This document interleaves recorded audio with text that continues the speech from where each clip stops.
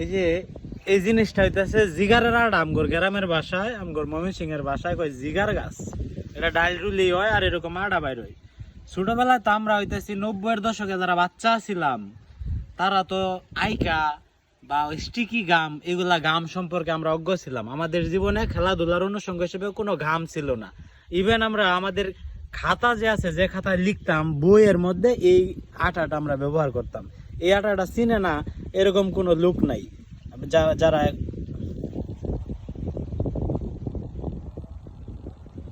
খুবই স্বচ্ছ। এই আটাটা খুবই স্বচ্ছ এবং খুবই স্টিকি, অনেক সুন্দরভাবে লাগে। আমরা ছোটবেলায় ঘুড়ি উড়াইতাম বা যে কোনো কাজ করতে গেলে এই আটাটা আমরা ব্যবহার করতাম। এটা পাওয়া যায় যে জিগার গাছে। এই যে দেখেন, এই যে বাইরে রয়েছে আটা, এটা আবার খুব অনেক শক্ত হয়। এই যে অনেক শক্ত হয়ে যায়।